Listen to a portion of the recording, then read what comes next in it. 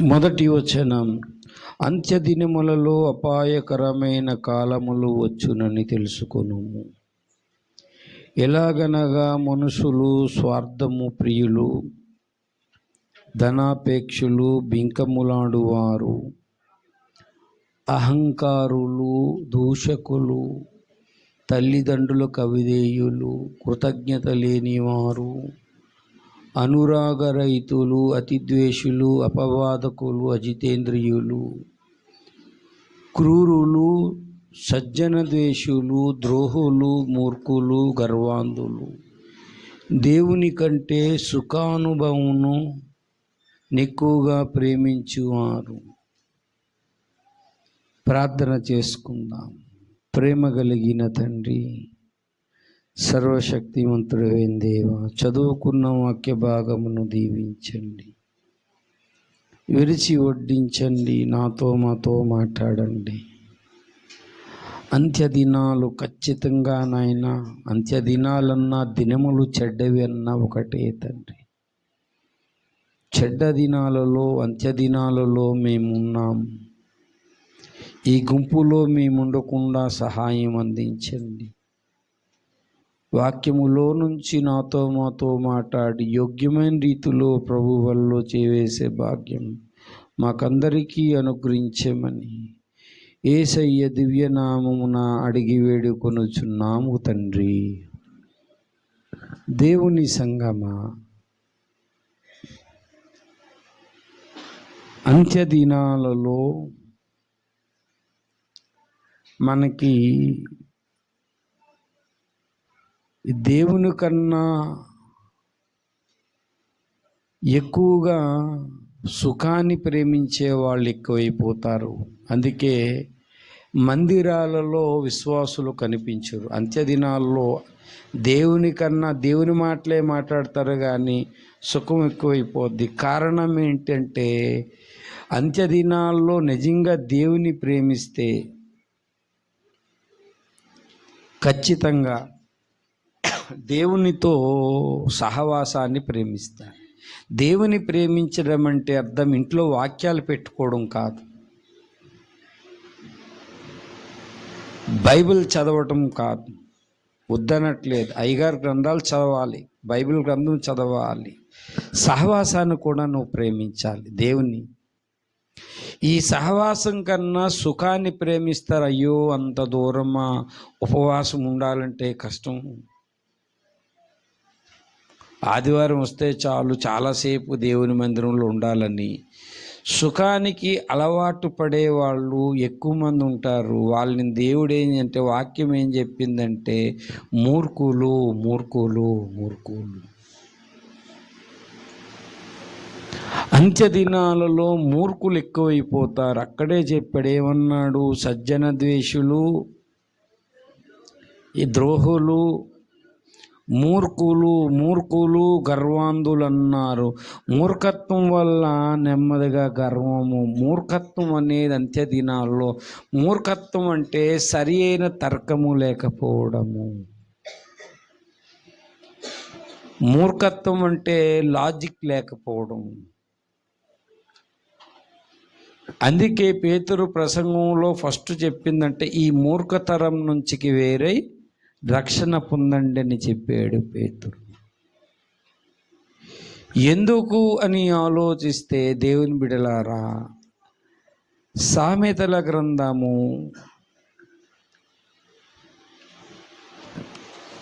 13వ అధ్యాయం, సామెతల గ్రంథం 13వ అధ్యాయములో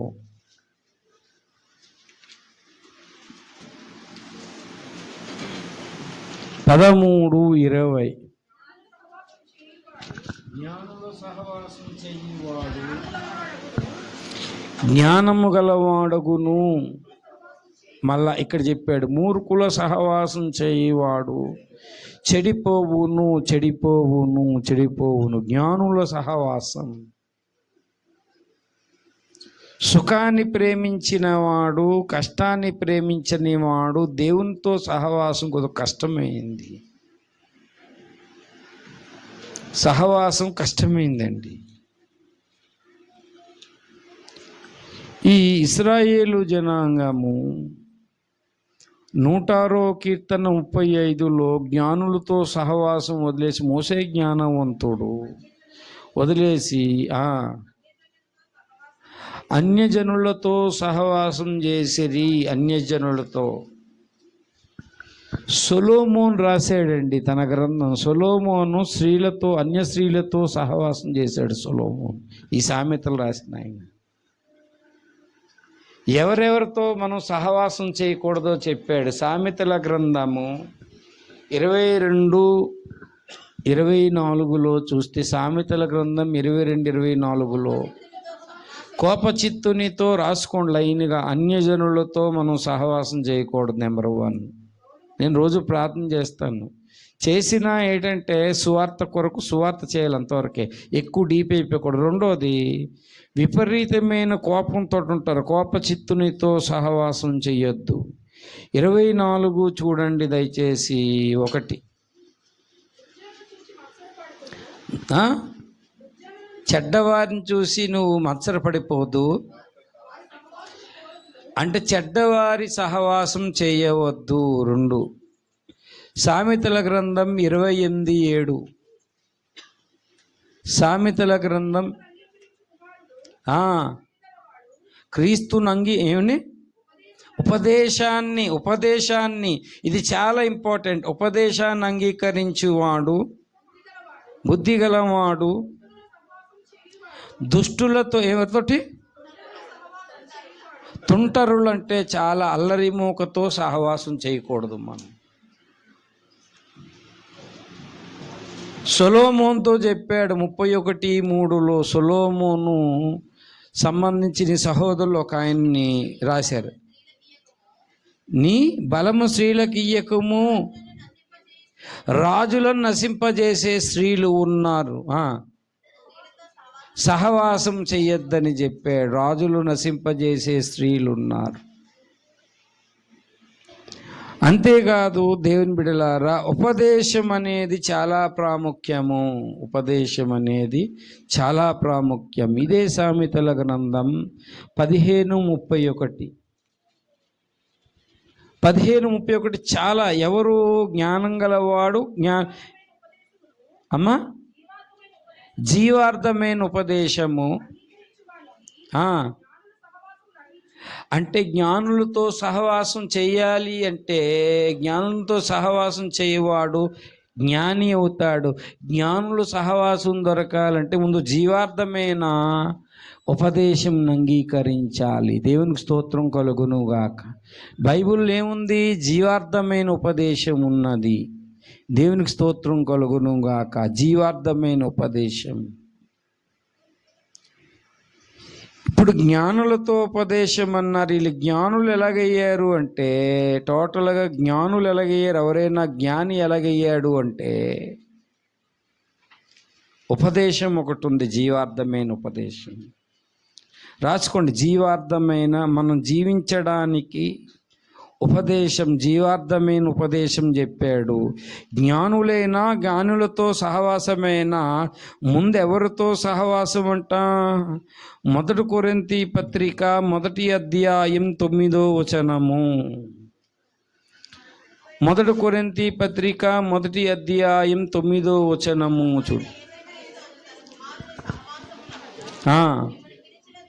తన కుమారుని సహవాసానికి మిమ్మల్ని పిలిచినవాడు నమ్మదగినవాడు. ఒక జీవార్థమైన ఉపదేశంతో కూడిన హెచ్చరిక. ఆదిమ సంఘం ఎవరితో సహవాసం చేసింది అంటే, కుమారునితో సహవాసం చేసింది. ఈ కుమారుడు పంపించి అభిషేకించిన అపోస్తులు, ఆ బోధను మాత్రమే ఆదిమ సంఘం విన్నది. ఆ బోధ కోసమే ప్రభురాత్రి భోజనం తీసుకుంది. ఆ బోధలు అంగీకరించి ప్రార్థన చేయడానికి ఆదిమ సంఘం దేదీప్యమానంగా వినీలాకాశంలో నక్షత్రాలు తలతలా మెరుస్తున్నట్టే అలా సంఘం మెరవాలి అంటే కేవలం ఏంటంటే ఆ సహవాసం ఎవరితో పడితే కుమారుడు వాళ్ళతో చేయడండి. పిలిచాడు తండ్రి. ఇది చూసిన వెంటనే కుమారుని సహవాసాన్ని పిలిచాడు కదా అని అనుకుంటావు. పిలిస్తే ముందు దేవుడు ఎవరైతే ఆయనతోటి వచ్చారో వాళ్ళతో కొన్ని అడుగుతాడు. ఎందుకంటే దేవుడు సమ్మతిస్తేనే దేవునితో నడవగలవు. కుమారునితో సహవాసం మంచిదే. ఇన్ని రోజులు మనం చెప్పుకున్నాం. కుమారుని సహవాసాన్ని పిలిచాడు. కుమారుడు నీతో అంటే వాక్యం చెప్పబడి ఉంది. ఆ వాక్యం కొద్దిగా లోతుగా ఆలోచిస్తే ఈ కుమారునితో సహవాసం ఆమోసు 3:3 చూస్తే కుమారునితో సహవాసం చేసి ఇద్దరు సమ్మతింపకుండా కూడి ముందుకెళ్తారా, నడుస్తారా?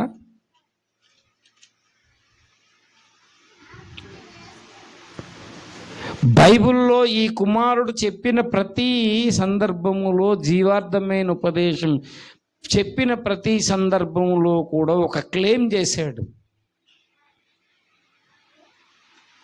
మీరు బైబిల్లో చూడండి, దేవుడు క్లెయిమ్ చేశాడు. ఎందుకంటే దేవునితో సమ్మతించాలి, ఏకీభవించుట. ఇప్పుడు బైబిల్ తెలియని వాడు నాతో మాట్లాడడానికి వస్తే వాడికి ఎలా తెలుస్తుంది నేను చెప్పే మాట? యేసయ్యేమో పరిశుద్ధుడు, మనమేమో ఆయన రక్తంలో కడగబడిన వాళ్ళం.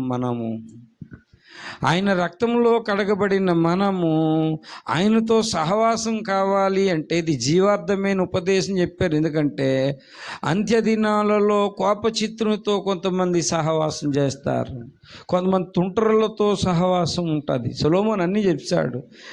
స్త్రీలను రాజులు రాజ్యాలు నశించిపోవడానికి కారణం కొంతమంది స్త్రీలని చెప్పాడు. అంతేకాదు దేవుని బిడ్డలారా, కొంతమంది స్త్రీలు అన్నాడు అంటే జ్ఞానులతో సహవాసం అని కూడా చెప్పాడు. దేవునికి స్తోత్రం. ఈ జ్ఞానులు ఎలా తయారై, జ్ఞానులు అనేది బహువచనం. సామెత చెప్పాడు, జ్ఞానులతో సహవాసం చేసేవాడు జ్ఞాని అవుతాడని చెప్పాడు. మరి ఈయన కుమారునితో సహవాసం చేస్తే కుమారుల్లో ఏ లక్షణాలున్నా అన్నీ మనలోకి రాగలుగుతాయి. సహవాసం, కుమారునితో సహవాసం అంటే ఆయన ఏకీభవించాలి నీతో సహవాసం. నువ్వు సమ్మతి ఉన్నా కానీ ఆయన సమ్మతించాలి నీతోటి.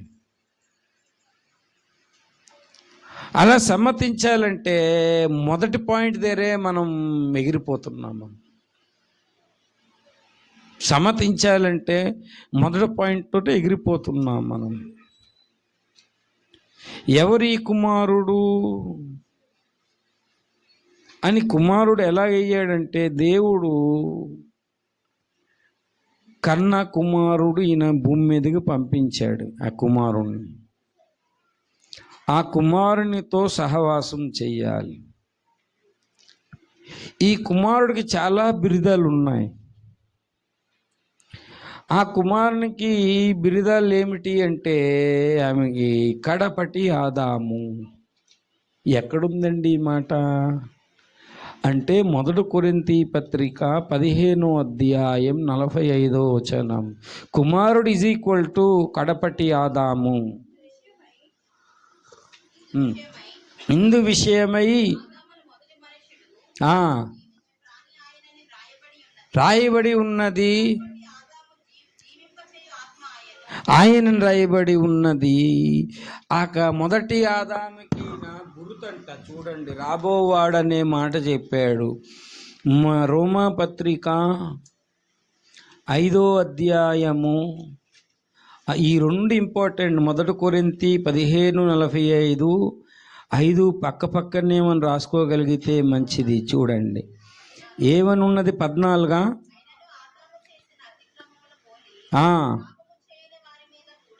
ఆదాము మొదలుకొని మోషే వరకు మరణమేలెను. మోషే ఇంకా మరణించలేదని చెప్పే వాళ్ళకి లేఖనం మోషే వరకు మలమేలేనని ఉంది. అంటే కడపటి ఆదాముకు గుర్తు అయి ఉన్నాడు. దేవునికి స్తోత్రం, హల్లెలూయా. కాబట్టి కడపటి ఆదాము మొదటి ఆదామును చేసినప్పుడు దేవుడు ఆదాము లేడు. దేవుడు ఏం చేశాడు? నేల మట్టితో నిర్మించాడు. నాసికారంధ్రం జీవాయుధగ నరుడు జీవాత్మాయను. అని చెప్పి ఆదాము చేశాను కదా, ఆదాములాగా అవ్వక ముద్ద కలుగునుగా కంటే అనలేడా దేవుడు? అనలేడా? అనగలడు, అనలేడా? కానీ అనలేదు. కానీ ఆదాముకి ఏం చేశాడంటే నిద్ర కలగజేశాడు. పక్కన ఏంటంటే పక్కటెముక అంటే లెఫ్ట్ వైపు పక్కటెముకను తీసి అది మాంసం వేసి పూడ్చి ఆ అవ్వను నిర్మించాడు. వీళ్ళిద్దరూ లేక మునుపు దేవుడు ఉన్నాడు, మర్చిపోకూడదు. దేవుడు చేస్తే ఆదాము ఉన్నాడు, ఆదాములోంచి అవ్వ వచ్చింది. కడపటి ఆదాము సిలువలో నిద్రించాడు. ఈయనేమో గాఢ నిద్ర. ఆ గాఢ నిద్ర సిలువలో పాపాలన్నీ తన మీద వేసుకొని నిద్రపోయాడు. తండ్రి, నా ఆత్మని నీ చేతికి అప్పచెప్పుచున్నానని. మరణము నిద్రంతో సమానము. ఆ యొక్క పక్క గాయములో నుంచి పక్కటేమికి అన్నాడు కదా, పక్క గాయంలోంచి ఎవరు పుట్టారు అంటే కడపట్టి అవ్వ పుట్టింది. దేవుని స్తోత్రం కలుగునుగాక. యేసయ్య గాయాల్లో వచ్చిన రక్తాన్ని ఆశ్రయించి ఒక అవ్వ తయారయ్యింది.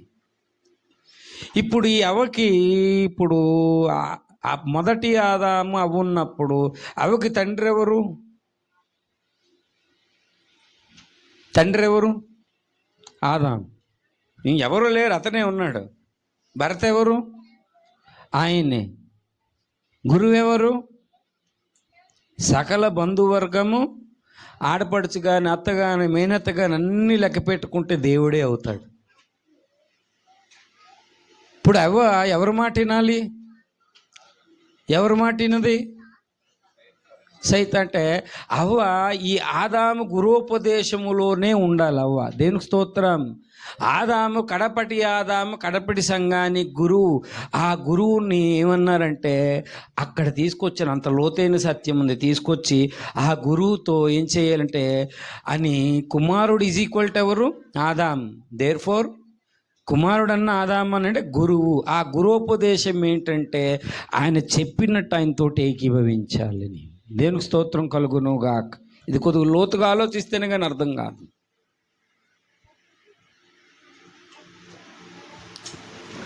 ఆదాము ఒక పక్క ఎలాగైతే తల్లి తండ్రి దైవం సమస్తం ఆయన, నా దైవం నువ్వే అనిసిన. అందుకే పతియే ప్రత్యక్ష దైవం అని ఉంటుంది. ఎందుకంటే భార్యలందరూ ఎవరి టైం కోరుకుంటారు? పెళ్ళైన తర్వాత నాన్న టైం కోరుకుంటారా? బ్రదర్ టైం కోరుకుంటారా? ఎవరి టైం కోరుకుంటారు? భర్తతో ఉండాలని కోరుకుంటారు. ఇది ఒక పెద్ద మర్మం. ఇది అందులోంచి వచ్చావు కదా. ఆ టైం ఏమో పురుషులు ఇవ్వరు. ఈ టైం అంతా ఎందుకు రా ఈ గొడవ అని ఆ నవీన్ గడి పెళ్లి చేసుకోవడం మానేస్తాడు. ఎందుకు వచ్చింది గొడవ అని. పెళ్ళి అంటే బాబా వద్దండి అని మరి ఎన్ని బాధలు పడ్డాడో తెలియదు. ఆమెడు దూరంగా ఉంటాడు పట్టుకొని. కాబట్టి ఇందులో నుంచే అవ్వ వచ్చింది కాబట్టి అక్కడే ఉండాలని ఇష్టపడుతుంది భార్య. ఎందుకంటే అక్కడే టైం, ఎందుకంటే గురువేనైనా సమస్తం ఆయనైనా అక్కడే టైం ఇవ్వాలని కోరుకుంటుంది. ఇది ఎందుకంటే ఆదాములోంచి వచ్చింది కాబట్టి ఇదే ప్రతి కుటుంబములో ఏంటంటే ఒక ప్రతిబింబము లాంటి. దేవునికి స్తోత్రం కలుగునుగాక. హల్లెలూయా, హల్లెలూయా. కొద్ది ముందుకు జరగండి నాన్న, కొద్ది ముందు జరగండి, కొద్ది ముందు జరగండి. మహాగణుడవు మహోన్నతుడవు పరిశుద్ధ స్థలములోనే గణుడవు మహోన్నతుడవు పరిశుద్ధ స్థలములోనే నిర్మించువాడవు. కృపా సత్య సంపూర్ణమై లో నివసించుటే న్యాయమా, నన్ను పరిశుద్ధ పరచుటే నీదా. కాబట్టి ఇప్పుడు ఆదాముకు పక్కటెముక అవ్వ మాత్రమే కానీ అందరూ పోల్చుకోకూడదు దాన్ని. సొలొమోనుకి ఎంతమంది భార్యలు? ఎముకలన్నీ ఇరిసియాలి ఆయనవి. మళ్ళీ అలాగే ప్రతి ఒక్కరు ఆదాముకు మాత్రమే ఏమవుతుంది? అవ్వ ఎముక. అలాగని కడపటి ఆదాముకి ఎముక ఎవరు? సంఘము. సంఘం అంటే ఆ ఎముకలో మనం ఉన్నాం. దేవునికి స్తోత్రం, హల్లెలూయా. ఈ ఎముక ఏమవ్వాలి అంటే, ఇతనేమో 7 అడుగులు అజానుభావుడు, ఎముకేమో బెత్తుడే ఉంది. లెక్క పెడితే మా అయితే 2 జాన్లు. పెళ్ళికొడుకు పక్కన ఎంత పొట్టిగా ఉంది. ఈ ఎముక ఎదగాలి. ఎదగడం ఇంపార్టెంట్ ఏంటంటే, ఆ ఎముక ఎదగాలి అంటే ఏం చేయాలి? కుమారునితో సహవాసం చెయ్యాలి. దేవునికి స్తోత్రం కలుగునుగాక, హల్లెలూయా. యేసయ్యతో సహవాసం చేయకుండా ఎవరు ఎదుగుదల రాదు అనే పాఠము నేర్పిస్తున్నాడు. యేసయ్యతో సహవాసం అంటే కడపటి ఆదాము, మొదటి ఆదాము అతను, కడపటి ఆదాము యేసు ప్రభువు వారు. కాబట్టి దయచేసి అందరం కూడా నీ ఎముకేది, నీ ఎముకేది అనకండి, తప్పు అది. మనం పోల్చుకోకూడదు. మనం ఆదాము వరకే తప్ప అందరికీ పోలికలు రావు. నాకు యూత్ మీటింగ్లోని ప్రార్థన చేసుకుని, నా ఎముకను నాకు కనపరచు ప్రభువా అని ప్రార్థన చేసుకుండేవారు. నాకు అర్థం కాలేదు, తర్వాత అర్థమైంది ఎముకలు ఏమి ఉండవు. సొలొమోనుకి ఎముకలన్నీ ఇరిగిపోతాయి పట్టుకొని. అది సత్యం కాదు. ఆదాము వరకే, కడపటి ఆదాము వరకే. మంచిది. ఇప్పుడు ఈ కుమారునితో సహవాసం చేయాలంటే మత్తయి సువార్తలో ఫస్ట్ టైం ఆయన మానవ జాతిని పిలిచాడు. తన కుమారుని సహవాసానికి పిలిచాడంటే, కుమారుడు వీళ్ళతో సహవాసం చేయాలంటే ఇతడు ఒకటి కోరుకుంటాడు. అదే కుమారుడు చెప్పాడు, ప్రయాసపడి భారం మోస్తున్న సమస్త జనులారా నా యొద్దకు రండి, మీకు విశ్రాంతి కలుగును. నేను సాత్వికుడను, దీన మనస్సు గలవాడను. కాడి ఎత్తుకొని నేర్చుకోకుండా, గుర్తుపెట్టుకోండి, ఎవరైతే యేసయ్య కాడి ఎత్తుకొని నేర్చుకుంటారో వాళ్ళతో సహవాసం చేయడానికి ఇష్టపడతాడు ఆయన. అంతేగాని సహవాసాన్ని పిలిచాడని ఈ వాక్యాన్ని బట్టి సంతోషిస్తే కుదరదు. యేసయ్య నీతో సహవాసం చెయ్యాలంటే ఆయన మహాజ్ఞానులకే జ్ఞానం. ఆయన చూస్తాడేమన్నాడు, ఫస్ట్ క్లెయిమ్ చేసాడు మన మీద, ఎవరైనా నాతో సహవాసం చేయాలంటే ముందు నా కాడి మూయండి. నేను ఎందుకంటే రండి అని పిలిచిన దేవుడు పాప ప్రయాసంతో ఉన్న వాళ్ళను, పాపము చేత అపరాధం చేత చచ్చిన వాళ్ళను, అందులో ఉన్న వాళ్ళను యేసయ్య పిలిచాడు. పిలిచి ఇగో నా బాధ్యతను నీవు మోయి, నా బరువు మోయి, ఈ రాజసువార్తను ప్రకటించు. ఇదిగో నేను అప్పచెప్పిన బరువు శిష్యులందరికీ అప్పచెప్పినట్టు ఎవరైతే ఆ భారాన్ని మోస్తాడో, భారాన్ని మోసి, కాడి అంటే భారం, దేవుడు అప్పచెప్పిన ఒక భారాన్ని మోసి, ఆ భారాన్ని మోసి నేర్చుకోవాలి. నేర్చుకునేవాడని, నేర్చుకోలేని వాళ్ళకి ఏదో దేవుని బిడ్డల నేర్చుకోకుండా యేసయ్యతో సహవాసం అంటే ఆయన సమ్మతించడం మనతో.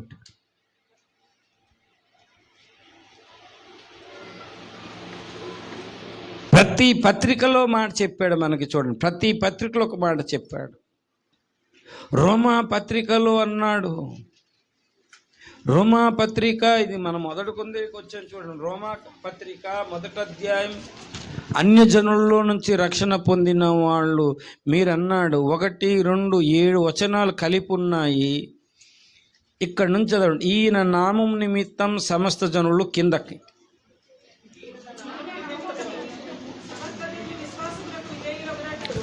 అంటే విశ్వాసమున కంటే, ఎవరంటే విశ్వాసం అంటే యేసయ్య, ఆయనకి విధేయులగునట్లు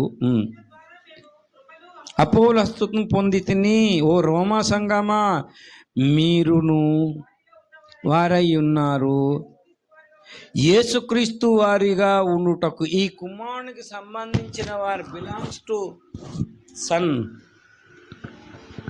జనితైక కుమారుడికి సంబంధించిన వారు మీరు. మీరు మీ సొత్తు కాదు, విలువ పెట్టి కొనబడిన వారు. మీరు ఎలా పిలువబడతారంటే మొత్తం క్రైస్తవులుగా పిలువబడతారు. యేసయ్య వారుగా ఉండుటకు, క్రీస్తు వారిగా ఉండుటకు మీరు పిలువబడ్డారు.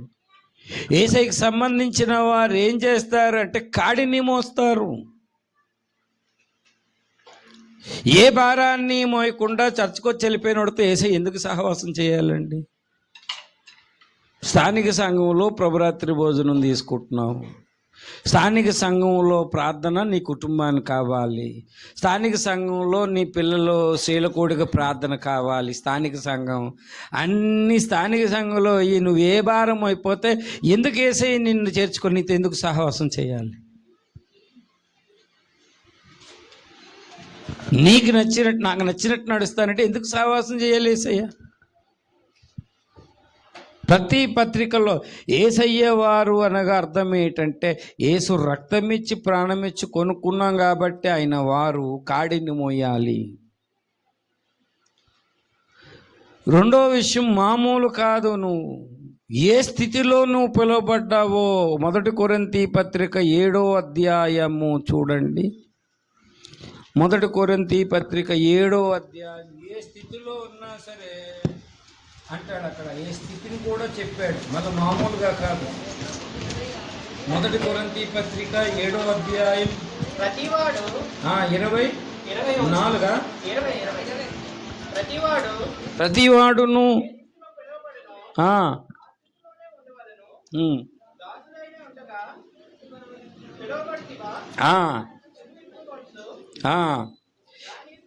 మీద నుంచి చదివితే ఇక్కడ స్త్రీలు ఉన్నాడు. ఓ స్త్రీ, నీ భర్త రక్షించదో లేవో తెలియదు అంటే స్త్రీగా పిలువబడ్డావా, దాసుడుగా పిలువబడ్డావా, స్వతంత్రుడుగా పిలువబడ్డావా, ప్రభువునందు పిలువబడిన అందరూ కూడా ఏం చేయాలి? మీరు విలువ పెట్టి కొనబడిన వారు గనుక మనుషులకు దాసులు అవ్వకండి. ఏ స్థితిలో పిలువబడ్డావో ఆ స్థితిలోనే దేవునితో సహవాసము చేయవలెను. దేవునికి స్తోత్రం కలుగును గాక. నేను స్త్రీని కదా, నాకు పనిలో ఇంటి దగ్గర వంట పని ఉందంటే కుదరదు సహవాసం చేయాలి. నేను యజమానుని కదా, నేను దాసుని కదా, నేను భర్తను కదా. నువ్వు వెళ్ళి చర్చికి, కొంతమంది చర్చికి ఆడవాళ్ళు వస్తారు, మగవాళ్ళు రారు. కొంతమంది భర్తలు వస్తే భార్యలు రారు. ఏ స్థితిలో నువ్వు పిలువబడ్డావు, ఇక్కడ స్థితిని గురించి చెప్పాడు. ఆ స్థితిలోనే దేవుడు అనగా కుమారుడు, ఆ కుమారునితో సహవాసం చెయ్యాలి. నువ్వు యేసుక్రీస్తు వారని ఎప్పుడు అంటాడు అంటే ఆయనతో సహవాసం చేసినప్పుడు, ఆయన క్లెయిమ్స్ కొని చేశాడు, ఆయన కాడి ఎత్తి నేర్చుకున్నప్పుడు. రెండో విషయము ఈ గలతీ పత్రికలో చెప్పాడు, నీవు దేనికి బానిస కాకూడదు. 5:1 ఈ స్వాతంత్రము అనుగ్రహించి చేసి ఉన్నాడు కనుక మళ్ళా దాస్యపు కాడ కింద చిక్కుకొనొద్దు అని చెప్పి ఇదంతా చూసి కన్క్లూషన్ చెప్తాడు. 13లో ఏమంటాడు? సహోదరులారా, మీరు స్వతంత్రులుగా ఉండుటకు పిలువబడ్డారు. దేవునికి స్తోత్రం కలుగును గాక. నువ్వు దేనికి బానిస కాకూడదు. స్వతంత్రుడవు నీవు, మనుషులకు దాసుడవు కాదు, స్వతంత్రుడవు. పాపానికి దాసుడవు కాదు, లోకానికి దాసుడవు కాదు. రహస్య పాపాలకు చాలామంది దేవుని బిడ్డలు కొన్నిటికి దాసుడు. ధనానికి నువ్వు దాసుడవు కాదు. కొంతమంది ధనానికి దాసులు అయిపోయారు, కొంతమంది తిండికి దాసులు అయిపోయారు. దేవునికి సిరికి దాసులుగా ఉండలేరు. కొంతమంది మనుషులకు సంతోష పెడతారు. అలా పెట్టేవాడు క్రీస్తు దాసుడు కాదని చెప్పేశాడు. స్వతంత్రుడవు, దేనికి నువ్వు బానిస కాదు. దేవునికి మాత్రమే నువ్వు బానిసవు తప్ప ఎవరికి నువ్వు బానిసవు కాదు. దేవునికి స్తోత్రం కలుగునుగాక. ఆనందముగా ఇంపైన కానాన్ పరిశుద్ధ తండ్రి మోమున్ దర్శించేదన్. పరిశుద్ధ తండ్రి మోమున్ దర్శించేదన్ ఆనందముగా అనుదినము అద్భుతముగా నన్నాదరించి నాతో నుండును అనుదినము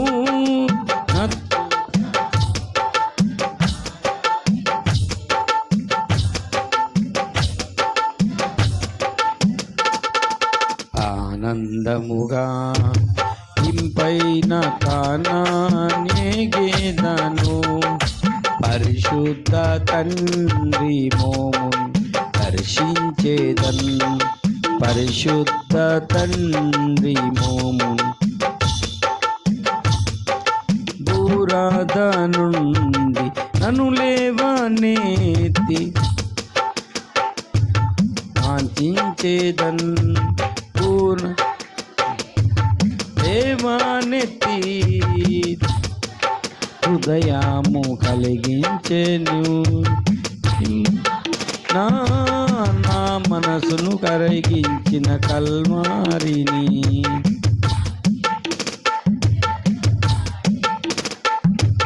కఠినమైన నా మనసును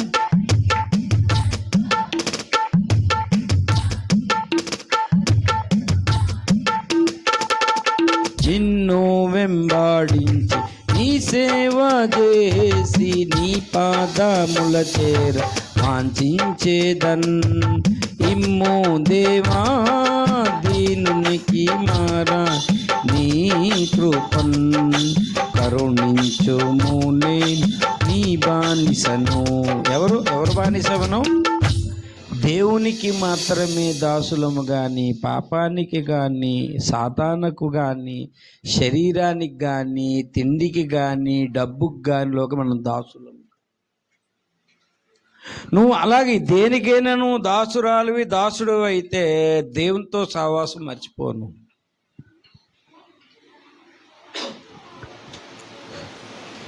యేసయ్య జ్ఞానులతో సహవాసం అన్నాడు. ఆ జ్ఞానితో సహవాసం చేసి నువ్వు యేసయ్యతో సహవాసం యొక్క ఉద్దేశం ఏంటంటే ఈ మట్టి పురుగుని ఎప్పటికైనా దేవుని పోలికగా మారాలి అంటే సహవాసం చాలా ప్రాముఖ్యం. ఎవరితోటైనా మనం సహవాసం చేస్తే చెడ్డలతో సహవాసం చేస్తామా? కోపగుట్టోడితో సహవాసం చేసామనుకో కోపమే వస్తుంది. తుంటరులతో సహవాసం చేస్తే ఆ తుంటరితనమే వస్తుంది. దుర్జనులతో సహవాసం చేయొద్దన్నాడు. అందుకే ముందు అది నేర్పించాను. చాలామంది దేవుని బిడ్డలు సహవాసము సరిగా ఎక్కడుంది అంటే ఏమీ లేదు. కొంతమంది 24 గంటలు డ్యూటీతో సహవాసం. ఆరోగ్యం ఎక్కడ చెడిపోద్దని కొంతమందికి భయం. ఆరోగ్యాన్ని విగ్రహంగా మనం చూసుకుంటాము. ఏదేమైనా దేవుని బిడ్డలారా మనం ఒకడు మర్చిపోకూడదు. దేవుడు ఏదైనా మనకు చేయగలడు. నేను దేవునికి బానిసను. దేవునికి నువ్వు స్వతంత్రుడుగా ఉండుటకు పిలువబడ్డావు కానీ మళ్ళా శరీర క్రియలకు హేతువు చేసుకోవద్దని హెచ్చరిస్తాడు పౌలు.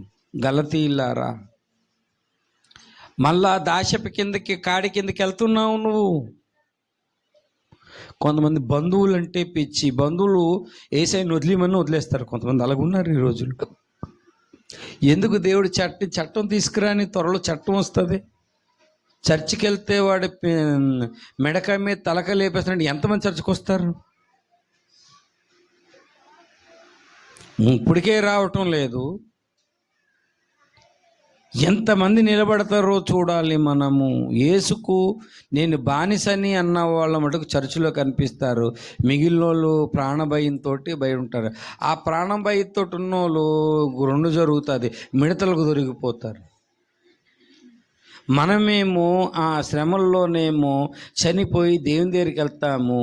బయట దేవుడు పంపిన శ్రమలో దొరికిపోయి కొంతమంది అగ్నిగుండానికి వెళ్ళిపోతారు.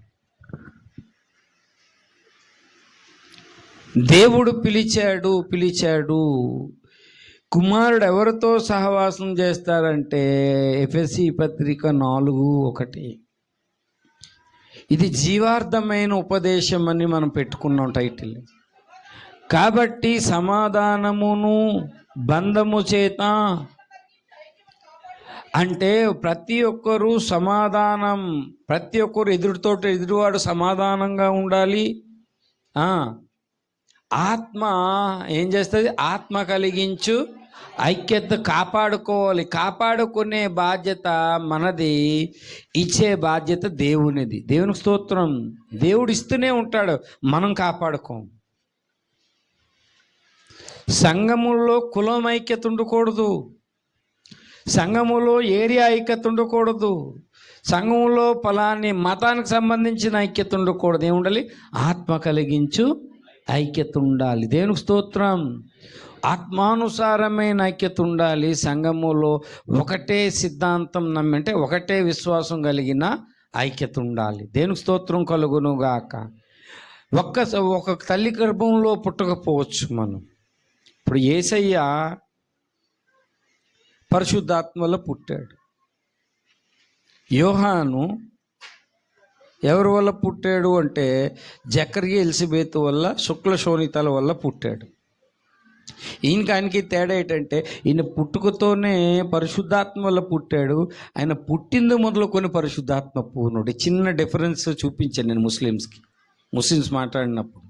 యోహాను వేసే పరిశుద్ధాత్మ అంటే కాదని చూడు, ఈయన పుట్టింది మొదలుకొని అని ఉంటుంది మాట.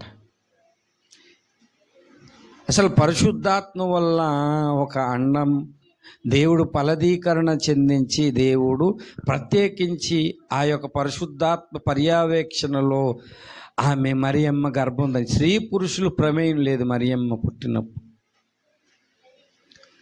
మరియమ్మలో ఉన్నది ఆదాము రక్తమే కావచ్చు, కానీ యేసయ్యలో ఉన్నది దేవుని రక్తం. కాబట్టే పత్రిక ఏం చెప్పింది, మన అపోస్తుల కార్యములు ఏం చెప్పింది? దేవుడు స్వరక్తం ఇచ్చి సంపాదించిన సంఘం అన్నాడు. దేవునికి స్తోత్రం కలుగునుగాక. హల్లెలూయా, హల్లెలూయా. ఇద్దరు ఎంత సమాధానంతో ఉన్నారో చూడండి. యోహానులు ఎంత సమాధానం అంటే, సమాధానం ఉన్న చోట ఏముంటుందంటే, యోహాన్నే ఉన్నాడు స్త్రీలు కనిన వారిలో గొప్పవాడు పుట్టలేదన్నాడు. ఇక్కడేమో యోహాన్ ఏమన్నాడంటే, ఆయన నచ్చవలసి ఉన్నది, నేను తగ్గవలసి ఉన్నది. ఈనాడు సంఘంలో ఐక్యత ఉండాలి. ఒకరు నాకంటే నీవే యోగ్యుడవు, నువ్వు చాలా నాకన్నా గొప్పవాడవు అని ఉంటే అక్కడ సమాధానం ఉంటుంది. దేవునికి స్తోత్రం. నువ్వు ఎక్కువ తక్కువ అంటే సమాధానం ఉండదు. దేవుడు పిలిచింది ఇక్కడ చెప్తున్నాడు క్లియర్గా. ఎందుకు పిలిచాడు అంటే, దేవుని బిడ్డలారా, సమాధానం అనే బంధము చేత ఆత్మ కలిగించు ఐక్యత. అంటే ఇక యోహాను యేసయ్యలాగా మనం ఉండాలి. ఒక తల్లి గర్భంలో పుట్టిన వాళ్ళం కాదు, కానీ దేవుని గర్భానికి మనం అందరం పుట్టిన సహోదరులు. అంటే సహా ప్లస్ ఉదరులు అంటే ఒక గర్భం. యేసయ్య అనే వాక్యానికి పుట్టిన వాళ్ళం, అక్షయమనే బీజానికి మనం పుట్టిన వాళ్ళం. మనం దేవునికి స్తోత్రం కలుగునుగాక. హల్లెలూయా, హల్లెలూయా.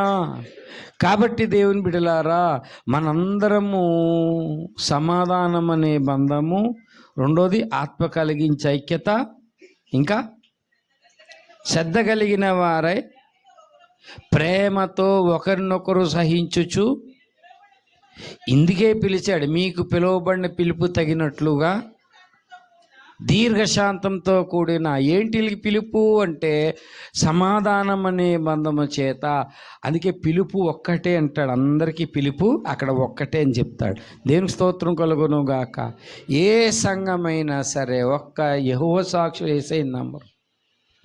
ఏ సంఘం అయినా సరే ఐక్యంగా ఉండడాన్ని మనం నేర్చుకోవాలి. దేవునికి స్తోత్రం. కాపాడుకోవాలి. వాళ్ళకి లేకపోతే మనం కాపాడాలి. ప్రేమతో ఒకళ్ళు సహించుకొనొచ్చు. పిలుపు మనకు అది పిలుపు. అదే సమాధానం అనే బంధము చేత అనే మాట రాయబడి ఉంది ఎఫెసీ పత్రికలో, గలతీ పత్రికల్లో ఆ మాట రాయబడి ఉంది. కానీ దేవుని బిడ్డలారా, ఈ ఫిలిప్పీ పత్రిక వదిలేస్తాను, రెండో సందేశంలో చెప్తాను. అది చాలా శ్రేష్టమైన మాట. అది ఈ కొలసీ పత్రికలో కూడా మనమంతా కూడా వేరు కాదు, ఒక్కటే అని చెప్పాడు. చూడండి దయచేసి 3వ అధ్యాయము కొలసీ పత్రిక చూసారా? 3వ అధ్యాయం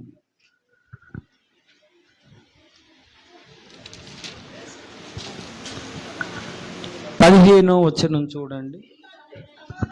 క్రీస్తు అనుగ్రహించు సమాధానం మీ హృదయములలో ఏలుచుండనీయురి. ప్రయాసపడి భారం మోస్తున్న సమస్త జనులారు, అక్కడ స్టార్ట్ అయింది, ఇంకా వదలలేదు. ప్రతి పత్రికలో ఉంది ఆయన పిలుపు.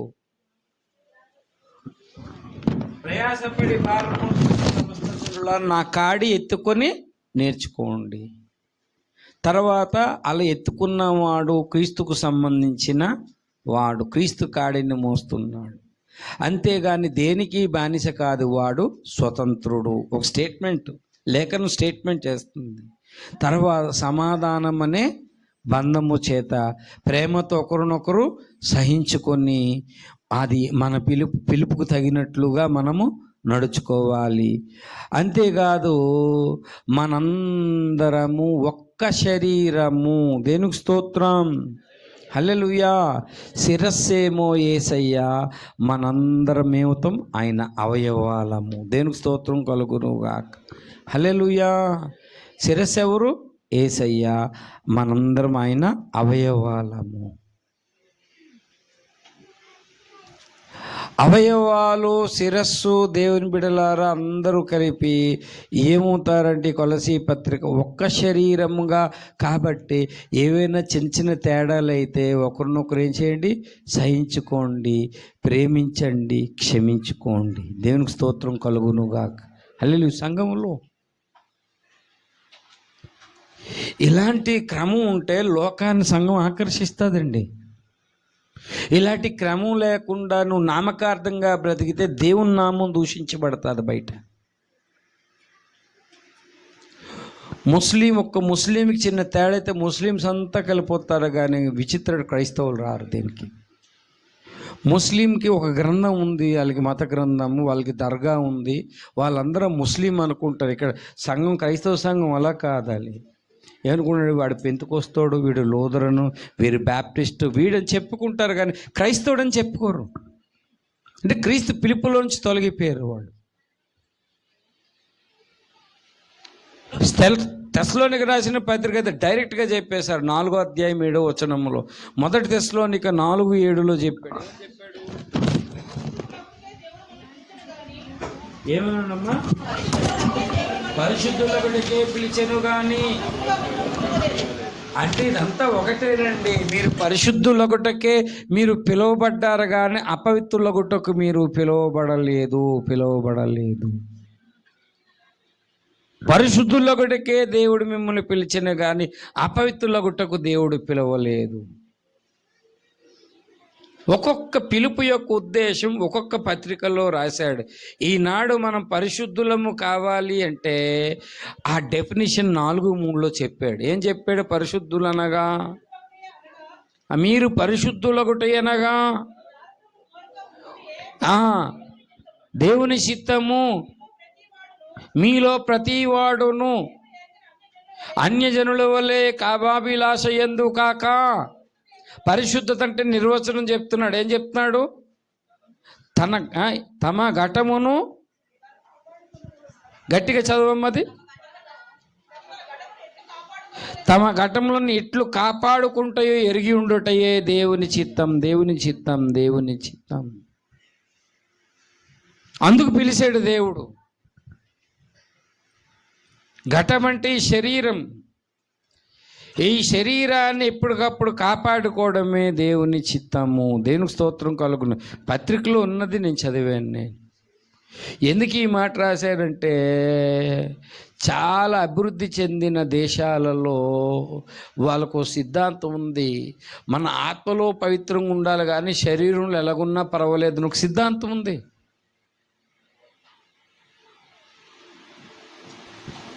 దేవుడు అది కాదు, పై పరిశుద్ధత కోరుకోడు, ఆత్మలో పరిశుద్ధత ఉండాలి అని కోరుకుంటాడు. ఈ పైన ఏమున్నా సరే, అందుకనే వాళ్ళు డ్రింక్స్ తాగుతారు, చుట్టలు తాగుతారు, డ్రగ్స్ తీసుకుంటారు, అన్నీ. అది దేవుడు అది పట్టించుకోడు. దేవుడు అంతరంగాన్ని పట్టించుకుంటారు అంటారు. కానీ ఇక్కడ అందుకే చెప్పాడు, ఏమన్నాడు? పరిశుద్ధత అనగా ఏమన్నాడు? జారత్వానికి దూరంగా ఉంటే నీ శరీరం ఘటాన్ని కాపాడుకోవాలి, ఎరిగి ఉండుటయే దేవుని చిత్తం అని డెఫినేషన్ పర్మిషన్ ఇచ్చాడు దేవుడు. దేవునికి స్తోత్రం కలుగును గాక. అలా వాదిస్తారు కాబట్టి అలాంటి వాళ్ళ కొరకు ఇది ఇచ్చాడు. ఎరిగి ఉండుట తెలుసుకోవాలి నువ్వు. ఎరిగి ఉండుటయే దేవుని చిత్తము. దేవునికి స్తోత్రం కలుగును గాక. అలాగని దేవుని బిడ్డలారా శరీరం బాగా కాపాడుకున్నారు కానీ దేవుడు పిలిచిన పిలుపును నిర్లక్ష్యపరిచారు. చూడండి ఏమిటి అక్కడ చెప్పాడు. చూడండి దేవుని పిలుపు ఏంటంటే శరీరం బాగా కాపాడుకున్నారు కానీ పేతురు రాసిన పత్రికలో చెప్తాడు. ఏం పిలుస్తాడు? పేతురు రాసిన మొదటి పత్రిక 2వ అధ్యాయం 19 చదవండి. ఎవడైనాను అన్యాయంగా శ్రమ పొందొచ్చు కలిగి దుఃఖం సహించిన ఎడల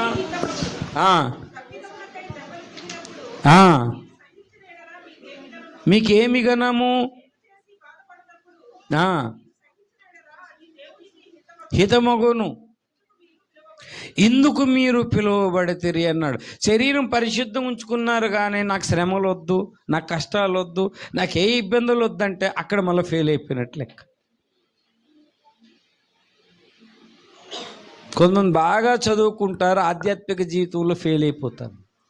కొంతమంది ఏ చదువు ఉండదు, వాక్యాన్ని పట్టుకొని పాస్ అయిపోతారు. కొంతమంది తేడా ఉంది. బాగా చదువుకుంటారు, బాగా చదువు ఏంటంటే ఉన్న ప్రయోజనం ఏంటండి? వాళ్ళు ఏంటంటే ఈ లాజిక్ ఇది అంతా చెప్పేస్తారు, అసలు వాక్యాన్ని పట్టించుకోరు. దేవునికి భయపడేవారు కావాలి కదా. దేవునికి ప్రయాసపడి భారం మోస్తున్న సమస్త జనులారా, ప్రయాసపడి భారం మోస్తున్న సమస్త జనులారా, నా కాడిని మీరు మోసి నేర్చుకోండి. అలా నేర్చుకున్నవాడు క్రీస్తుకు సంబంధించిన వాడు.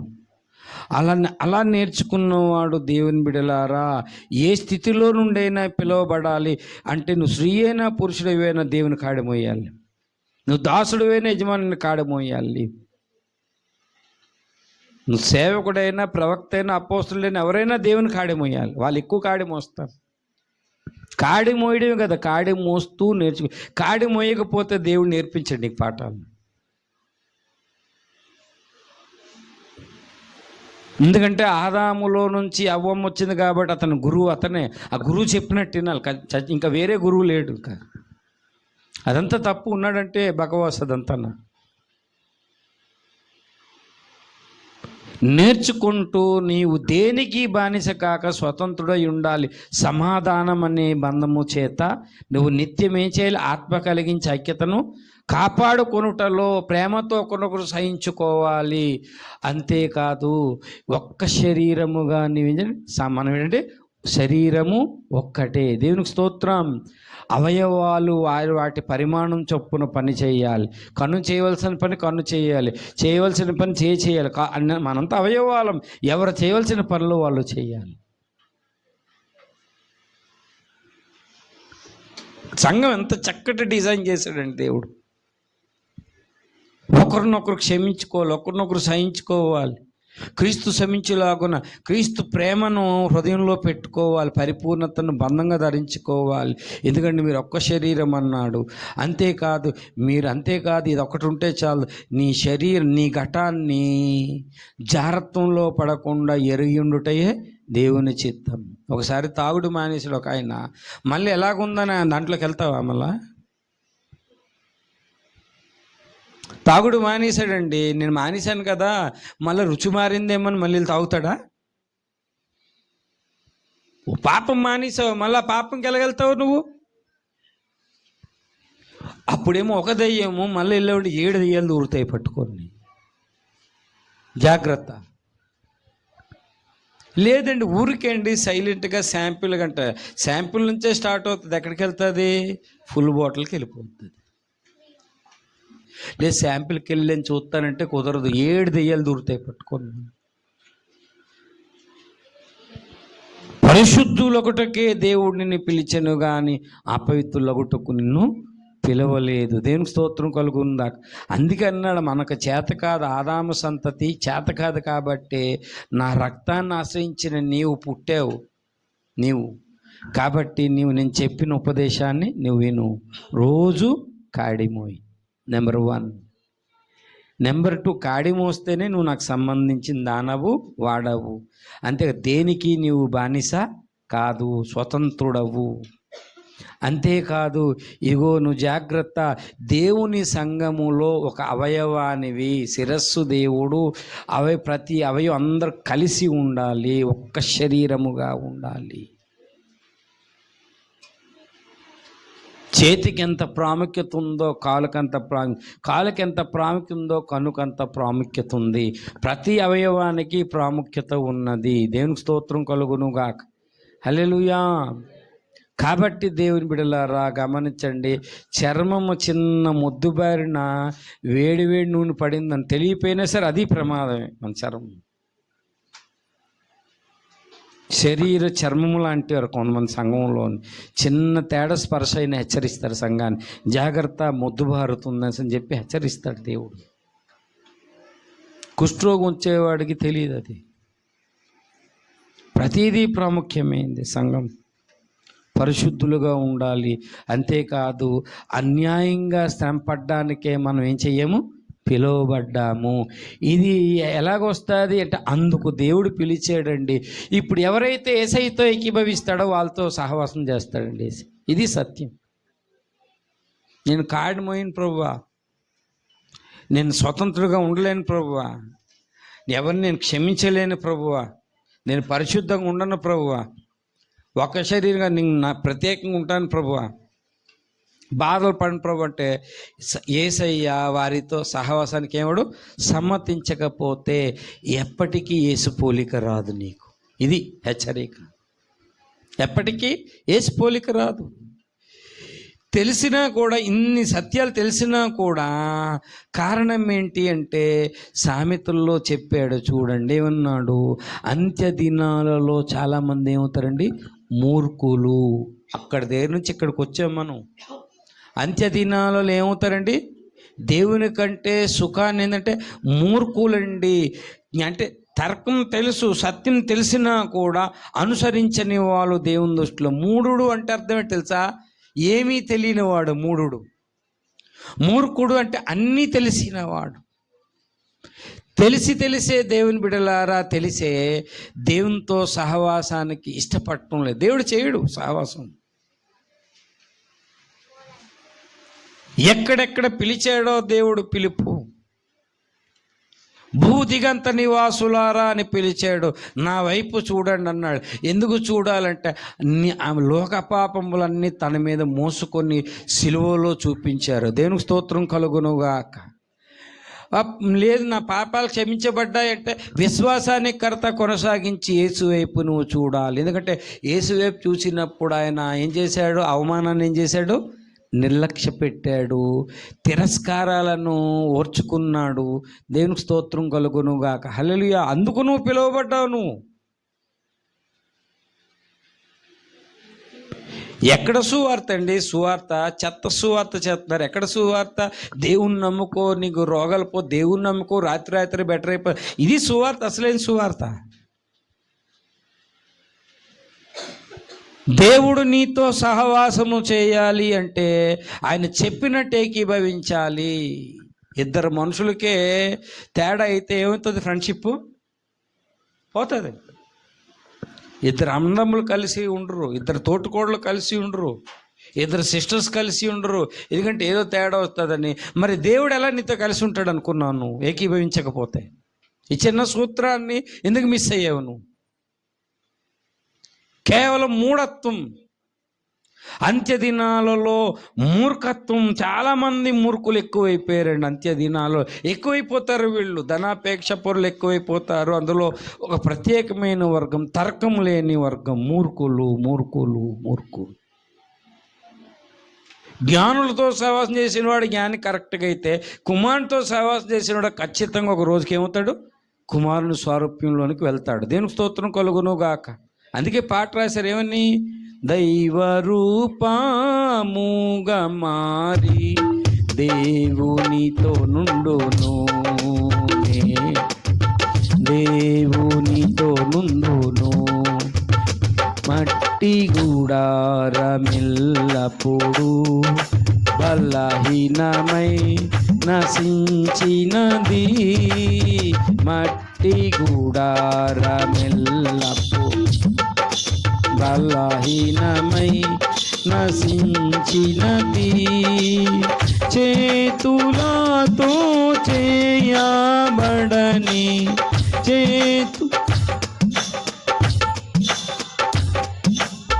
నిత్య గృహములో నేనుందును, నిత్య గృహములో నేనుందును. దైవరూపముగా మారి దేవునితో నుండును, నేను దేవునితో నుండును. దినము సమీపించును, అతి త్వరలో నెరవేరును. నా దినము సమీపించును, అతి త్వరలో నెరవేరును. మంటి రూపము వదలి నేను, మంటి రూపము వదలి నేను దైవ రూపము పొందెదను, దైవ రూపము ఇది హెబ్రోనులు రాసిన పాటే. ఈ పాటలు నేర్చుకోరు. ఏ పాట? ఉండాలేనయ్యా నీ బ్రతకాలే, ఈ పాటలు నేర్చుకుంటున్నారు. ఈ పాటలు ఎంత అద్భుతమండి. ఆ దినం ఒకటి రాబోతుంది త్వరలో. ఈ మట్టి రూపం వదిలి ఏం చేస్తాను? దైవరూపం. ఎలా మారిపోతావు దైవ రూపంలో?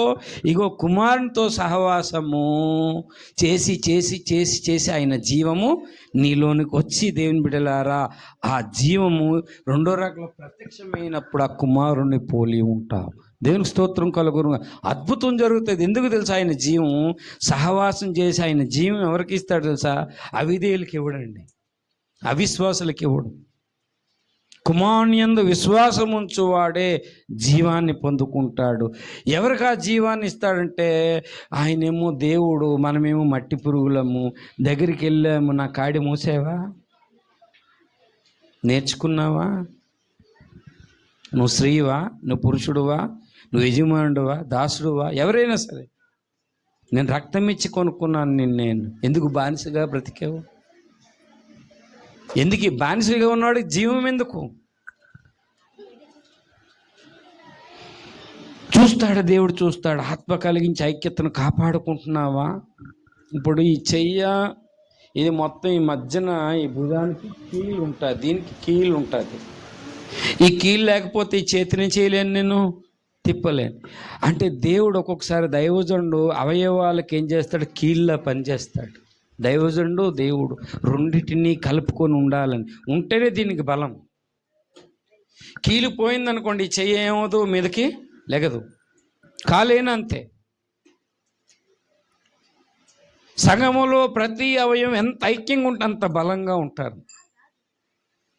దేవుడు బలపరుస్తుంటాడు. దైవజనుడు బలపరచడానికి జీవార్థమైన ఉపదేశం చెబుతూ ఉంటారు. జీవార్థమైన ఉపదేశం అంగీకరించువాడే జ్ఞానం గలవాడు. దేవునికి స్తోత్రం కలుగునుగాక. హల్లెలూయా. దేవుడు ఎందుకు పిలిచాడో ఆ ఉద్దేశాన్ని ఎరిగి సహవాసం చేయాలి. అలా ఎందుకు మనం ఆ స్థితికి ఎదగలేదంటే కారణం మనలో మూర్ఖత్వం. ఇప్పటి నుంచి కాదండి, ప్రవక్తల కాలం నుంచి ఉంది. చూడండి, యెషయా గ్రంథం నాకు గుర్తు లేదు, 25-26లో నాకు గుర్తు లేదా వచనము, 25 అనుకుంటున్నాను నేను, తెలియదు, 25-26. అప్పటి నుంచి ఇప్పుడు వరకు దేవుని బిడ్డలారా చూడండి, యెషయా ప్రవచన గ్రంథము ఈ జనాలు ఎలాంటి వారు అంటే, ఆ జనాలతో చెప్తాడు యెషయా ప్రవక్త అంటాడు,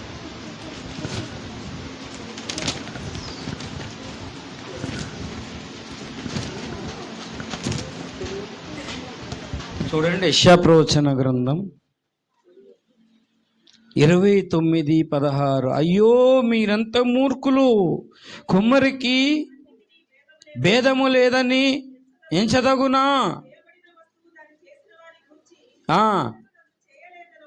అనవచ్చునా? దేవుణ్ణే బుద్ధి లేదన్న పరిస్థితికి వచ్చిన మూర్ఖత్వంలో యెషయా కాలంలో ఉన్నారు. ఇక్కడే కాదు, అటు దావీదు సందర్భంలో కీర్తనలు 49 చూడండి.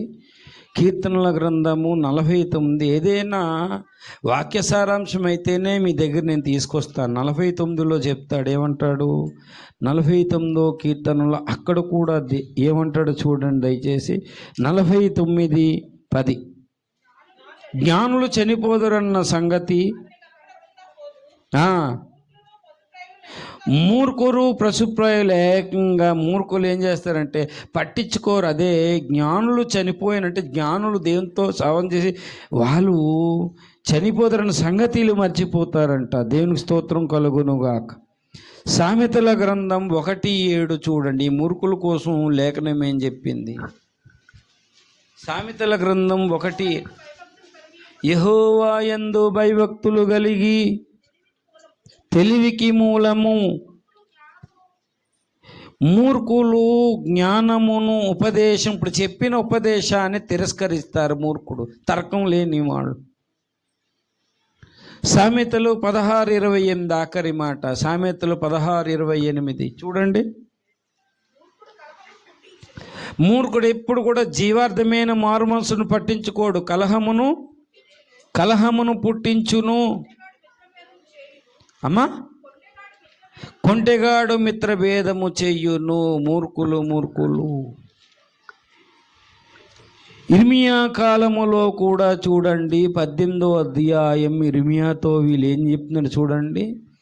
18వ అధ్యాయములో ఇర్మియా 12 అందుకు వారు నీ మాట నిష్ప్రయోజనము, మా మూర్ఖ హృదయం చొప్పున నడుచుకుందామని మూర్ఖత్వంతో ప్రజలు చూడ, ఆయా ప్రజల ప్రవక్తల మాటలు నమ్మలేదు. ఈనాడు కూడా సంఘములో మూర్ఖులు. జాగ్రత్త దేవుని సుమ. ఒకడు అంటున్నాడు నాతోటి, నేను అన్నాను నువ్వు ఇలాగా మార్చుకోవాలి నీ పరిస్థితి ఎలాగంటే, వాడంటే నీకు విరోచనాలు వచ్చును కాక అంటున్నాడు నన్ను. నువ్వు శాపం పెడితే తగిలేస్తుందా నాకు?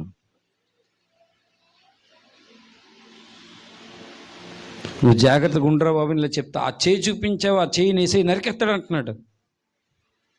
ఎక్కడి నుంచి వచ్చారండి వీళ్ళు? ఎక్కడి నుంచి వస్తారు వీళ్ళు? యేసయ్య వ్యక్తికి శిక్షించాలి అంటే అన్ని అవకాశాలు ఇచ్చి చిన్న మాటకు తట్టుకోలేకపోయాడు. ప్రతి ఆదివారం ప్రభురాత్రి భోజనం తీసుకోవాలని చెప్తే నువ్వు అలా చేస్తే ఇది కరెక్ట్ కాదు కదంటే, నన్ను ఏమన్నావు, నీకు జ్వరం వచ్చును గాక అని. ఈయన మూర్ఖుడు అనాలా? ఏమనాలండి? నేను ప్రార్థన చేశానా నీ పని అయిపోద్దంట. ఏటైపోద్ది? నేను ఎంత పరిశుద్ధుడువా? అంత పరిశుద్ధుడు అయితే ప్రభు బల్ల ఎందుకు తీసుకుంటున్నాను అంటే తర్కము లేదు అంటే. అందుకే అన్నాడు పేతురు అన్నాడు, ఈ మూర్ఖతరం నుంచి వేరై రక్షణ పొందండి. ఏ తరం ఇది? లాజిక్ లేని తరం. మూర్ఖత్వం. చిన్న మూఢత ఉండడం కూడా నీకు జ్ఞానం రాదు. ఎంత చెప్పినా నాకు నచ్చినట్టే. మూఢుడు అంటే తెలియక చేశాడండి. మూర్ఖుడు తెలిసే చేస్తాడు. జ్ఞానవంతరాలు ఇల్లు కట్టుకుంటుంది, మూర్ఖురాలు ఇల్లు ఊడబెరుక్కుంటుంది అని సరే ఉంది. మూర్ఖురాలు అని చెప్పాడు, ఎందుకంటే కట్టుకోవడం రాదు. ఈనాడు అంత్య దినాలలో ఈ మూర్ఖులు ప్రత్యేకంగా ఉంటారండి. ఆ మూర్ఖత్వం నాలో ఉంటే మటుకు నష్టం ఏంటంటే, జ్ఞానుల సహవాసం తర్వాత ముందు దేవుని కుమారుని సహవాసం నాకు దొరకదు. అది హెచ్చరిక. దేవుడు చెప్పాడు, వాక్యం ఉంది, వాక్యానికి లోబడాలి.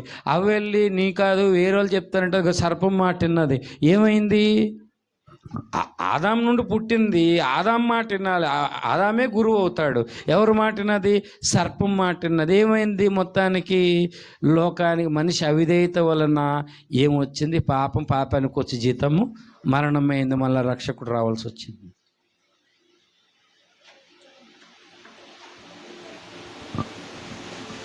ఎవరిలో మూర్ఖత్వం అనేది చిన్న గుంటనక్క ద్రాక్ష తోటను ఏం చేస్తుంది? చెరిపేస్తుంది. నిన్ను ఫలించకుండా, యేసు పోలిక రాకుండా ఈ చిన్న మూర్ఖత్వం నిన్ను పాడు చేస్తుంది. కాబట్టే జ్ఞాని అయిన సొలొమోను చెప్పాడేమన్నాడు, జ్ఞానులతో సావాసం చేసిన వాడు జ్ఞానవుతాడు, మూర్ఖులతో సావాసం చేసిన వాడు అంతకంతకు ఏమైపోతాడు, చెడిపోతాడని చెప్పి. యేసు పోలిక రాదు. కాబట్టి మనం ఎక్కడెక్కడ యేసయ్య విషయాల్లో యేసయ్యతో సహవాసం చేయకుండా మూర్ఖించామో, మూర్ఖతరం నుంచి వేరే జీవించకుండా బ్రతికేమో, మనము ఎక్కడెక్కడ తర్కం లేకుండా బ్రతికేమో, మన సొంత ఆలోచనలతో మూర్ఖ యుద్ధం చెప్పుకుని బ్రతికేమో. అక్కడ ఈ జనులు ఏంటంటే మట్టితో చెప్తున్నాయంటే, మట్టిని సృష్టించిన వాడు మట్టి మాట్లాడుతుందంట కుమ్మరివాడితో. ఇద్దరు సమానమా? సృష్టించాడు ఆయన సృష్టికర్త. ఇదేలంటే నీకు బుద్ధి ఉందా అని అంటుందండి. చూడు, అలాగున్నారు జనాలు యెషయా. మట్టి మీద కుమ్మరవాడికి అధికారం ఉంటుంది, కానీ అధికారం ఆదాము ఎవరికి ఇచ్చాడు? సైతాను గడికి ఇచ్చాడు. సైతాను వల్ల లోకం వచ్చింది, అప్పటి నుంచి పాడైపోయింది. మళ్ళా కడపటి ఆదాము వచ్చాడు, మళ్ళా మనకి తండ్రి తల్లి గురువు ఆ ఉపదేశం చేస్తున్నాడు, రండి నాతో సహవాసం చేయండి, నా కాడిమోయండి, మీ క్షేమం, స్వతంత్రులుగా ఉండండి, ఒక శరీరంగా ఉండండి, ఆత్మ కలిగించే ఐక్యతతో ఉండండి, పరిశుద్ధులుగా ఉండండి. నా పిల్లలారా, ఇదిగో అన్యాయంగా కొన్ని శ్రమలు వస్తాయి, అందుకే మీరు బాధపడి ఎదుటోళ్ళకి మేలు చేయండి. మీరు బాధపడండి, ఎదుటోళ్ళకి మేలు చేయండి, ఇందుకోసమే మీరు పిలువబడ్డారు. మీరు ఈ మాట కానీ అర్థమైతే చాలు, నీ జీవితంలో ఈజీగా దేవుని పోలిక, దేవుని స్వారూప్యంలోకి మారిపోతాం. మారకుండా ఉండేది అంటే చిన్న మూర్ఖత్వం. చెప్పిన మాట వినడం ఏంటి? నష్టం నీకే. ఓ ఇర్మియా, ఇంత మంచి మాటలు చెప్తున్నావు, నీ మాట చొప్పునైతే మేము నడము, నీ మాటలు వేస్ట్, మా ఆలోచన చొప్పున, మా మూర్ఖ హృదయం చొప్పున నడుస్తామన్నారు. ఈ తరం సేమ్, ఆ తరానికి ఈ తరానికి పెద్ద తేడా ఏం లేదు. ఒక్కసారి ప్రభురాత్రి భోజనంలో మనలను పరీక్షించుకొని తీర్చుకొని యోగ్యమైన రీతిలో ప్రభు వల్ల చేయవేద్దాం. ప్రభు కృప మనకు సహాయం చేయునుగాక. ఆమేన్. రండి, మనల్ని మనం పరీక్ష చేసుకుందాం.